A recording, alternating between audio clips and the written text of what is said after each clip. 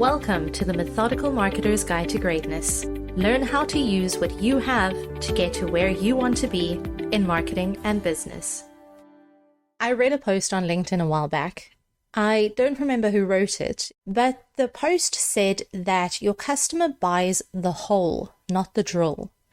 And this really struck a chord with me because understanding this concept impacts so much of what you do as a marketer and as a business owner. For example, people don't buy coffee. They buy something that feeds into the lifestyle they're looking to create.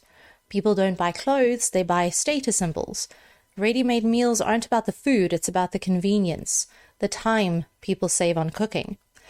This concept feeds into the idea that your product or service and everything that surrounds it, from sale to after-sale service to the customer coming back for more, solves a problem.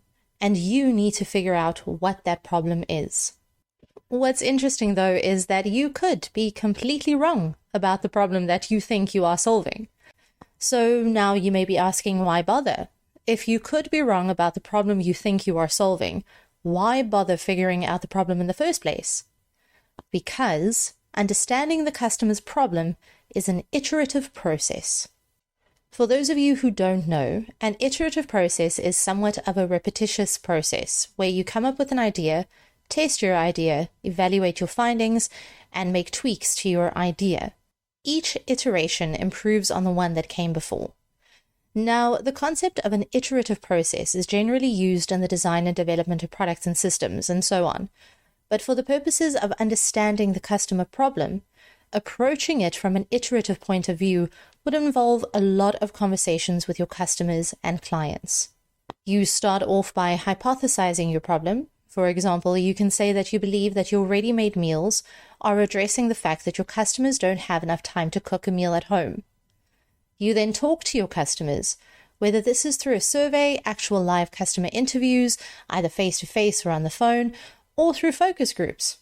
Whichever one you find works best for you. This is where you test your hypothesis. You then evaluate your findings. For example, you could have found that the fact that your customers don't have time to cook is actually not the most important problem that you solve. It could be the balanced nutritional contents of the food. You could actually also find that people are buying your product because they want the added benefit more than the actual product.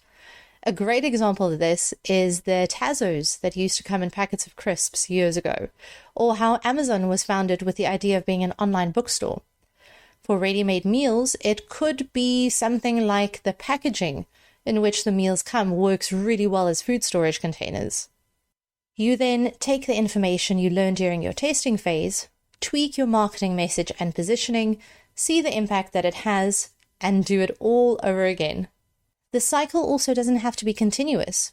There can be gaps between the different steps. Maybe you find that your update in messaging works and your new product positioning is actually on point, so you stick with that for a while. It's important to remember, though, that your customers' needs change as a result of internal and external influences. So, you have to go through the process whenever your data tells you that it's necessary. In conclusion, figure out what the actual problem is that you are solving by talking to your existing customers. Use this information to adapt your messaging, positioning, and maybe even the whole direction that your business is going in. Because remember, people don't buy drills, they buy holes. Until next time, thank you for listening.